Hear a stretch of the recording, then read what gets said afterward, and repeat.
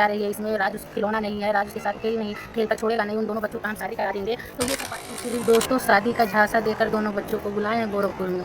ये लोगों का वीडियो नहीं चल रहा था, हम तो जो कहेंगे साफ कहेंगे कि बस एक बहाना मारे हैं कि आओ जाओ राज और काजल हम तुम दोनों की शादी करा देंगे। किस तरह से चिल्ला रहे थे कि जब हम चाह रहे हैं कि काजल की शादी हो जाए राज के साथ, और हम चाह रहे हैं कि वो बच्ची 1 से 1.5 साल से घिराई जा रही है इसमें, राज उस खिलौना नहीं है, राज उसके साथ खेल कर छोड़ेगा नहीं, उन दोनों बच्चों का हम शादी करा देंगे। तो ये सब बातें बोलकर वीडियो में सिर्फ पब्लिक को दिखाएं, आखिर दिखाएं तो शादी क्यों नहीं कराएं।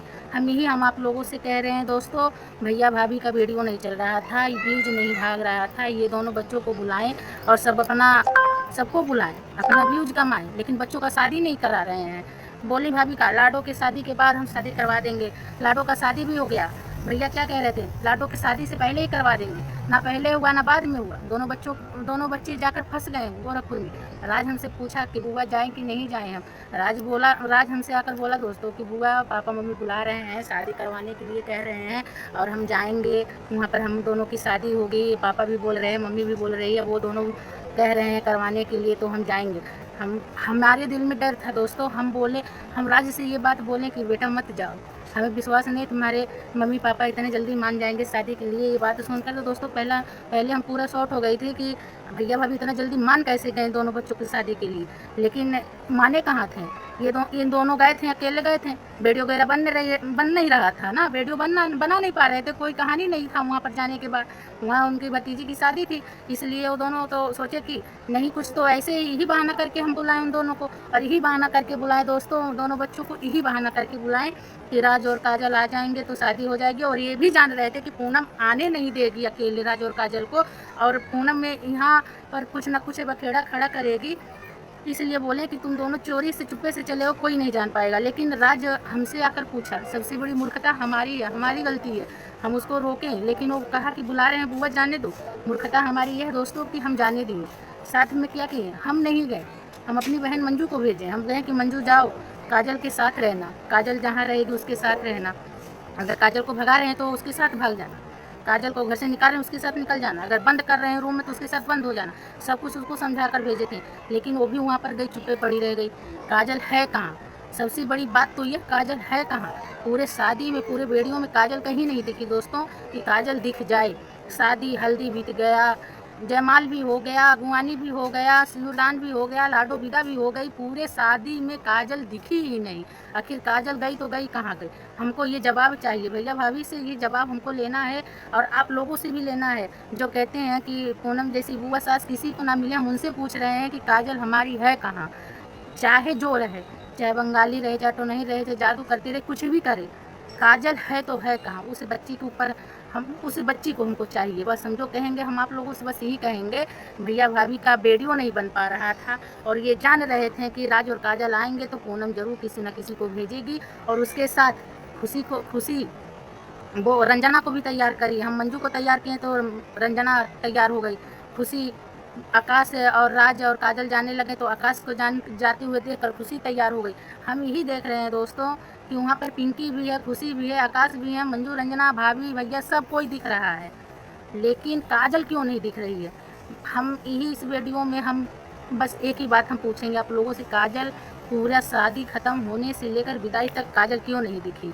आखिर भैया भाभी चाहते क्या हैं, ये लोग झूठ क्यों बोले। और ऊपर से राज हमसे पूछा तो चलो ठीक है, ये तो पूछ कर बात किया, पूछा कि बुआ हम जा रहे हैं, हमारे मम्मी पापा बुला रहे हैं शादी के लिए, मान गए हमारी शादी करा देंगे वगैरह वगैरह जो भी बोला हम सब मान लिए।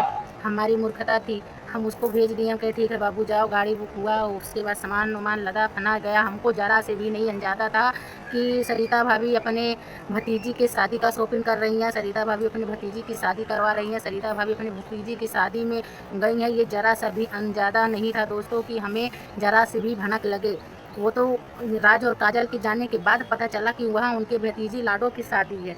राज और काजल की शादी की कोई शॉपिंग ही नहीं थी, राज और काजल का कोई भी मतलब कहीं चर्चा ही नहीं था। उनकी भतीजी की शादी का सब चर्चा चल रहा था, उनकी भतीजी की शादी हुआ, बर बिदाई हो गया, सब कुछ हो गया, लेकिन राज और काजल कहाँ गए।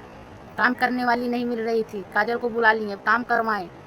सलोनी बोली कोर्ट मैरिज करेंगे, राज तैयार हो गया कोर्ट मैरिज करने के लिए। कि क्यों तैयार हुआ, इसलिए कि हमारी और काजल की शादी हो जाए। कोर्ट मैरिज भी नहीं भाभी करने थे, वहाँ तक कोर्ट तक पहुँचे ही नहीं दोनों बच्चे। चलो उसी बहाना चलो कोर्ट मैरिज तो हो गया तो शादी तो हो जाएगी, वो भी नहीं हुआ। लेकिन यही कह रहे हैं दोस्तों, हम बार बार यही कहेंगे, पूरे शादी में सब कोई दिखा, क्यों नहीं दिखी? बस एक बहाना का भाभी पा गई, आकाश वाला मैटर सोल्व होगा तो राज और काजल की शादी होगी, वरना नहीं हो। अरे आकाश का झूठो मैटर सोल्व होगा, आकाश झूठा मैटर अपना सोल्व करवाएंगे।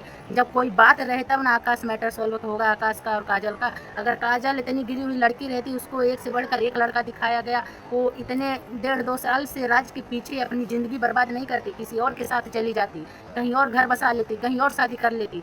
लेकिन नहीं, हम तो फंस गए यहाँ पर आकर। अभी दोस्तों सबका परिवार रहता है, सब अपना सोचता है हमारा बच्चा पढ़े, हमारे पति को रोटी मिले समय से खाने को, ड्यूटी करते हैं दिन भर, उनको रोटी बनाकर लंच बनाकर देना पड़ता है, बच्चे की पढ़ाई शुरू हो गई, बच्चों का भविष्य भी देखना पड़ेगा। ज़िंदगी भर मैका हम नहीं संभाल पाएंगे, हम तो 1 महीना पूरा गिर्राए गए वहाँ पर।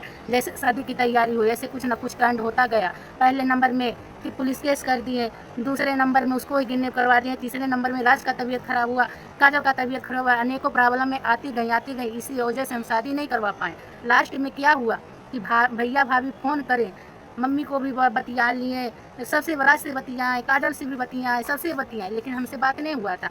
हमें विश्वास ही नहीं था कि ये दोस्तों राज के कहने के अनुसार हम वही काम किए जो इस दिमाग में हमारे भूसा भरा था। फिर उसकी बातों में पिघल गए, हम उसको भेज दिए कि जाओ, मम्मी पापा तुम्हारी शादी के लिए बुला रहे हैं तो जाओ कर लो शादी। लेकिन शादी हुआ ही नहीं, पूरे वीडियो में काजल दिखी ही नहीं। हम तो बार बार यही सवाल करेंगे, काजल गई तो गई कहाँ? दोस्तों काजल जैसे ही दिखेगी ऐसे ही हम आप लोगों को हम बताएंगे काजल है कहाँ। फिलहाल अभी हम इस वीडियो को समाप्त कर रहे हैं, जब तक काजल का पता नहीं कर लेंगे। एक औरत को सबसे ज़्यादा लाचार और मजबूर और परेशान करने में अगर किसी का हाथ होता है तो वो होता है उसके पति का। और यही सारी चीज़ें सलोनी के साथ हो रही है, क्योंकि राज ने सलोनी को इस कदर लाचार और मजबूर कर दिया है कि भाई उसके पास अब कोई रास्ता नहीं बचा है। क्योंकि भाई उसको अपने पति की खुशी के साथ साथ अपनी ज़िंदगी के बारे में भी सोचना है, क्योंकि भाई उसके पति ने तो उसकी ज़िंदगी के बारे में सोचना ही छोड़ दिया है। और जिस तरह से आपने देखा कि शादी से पहले ही राज और काजल सलोनी के साथ मारा पीटी करते आए हैं, उसे देख के भाई सलोनी का डरना जायज़ है। और जाहिर सी बात है भाई, इस जगह पे कोई भी औरत रहेगी तो वो इस चीज़ को लेकर ज़रूर डरेगी कि आखिर शादी के बाद उसकी सौतन और उसके पति उसके साथ क्या करने वाले हैं।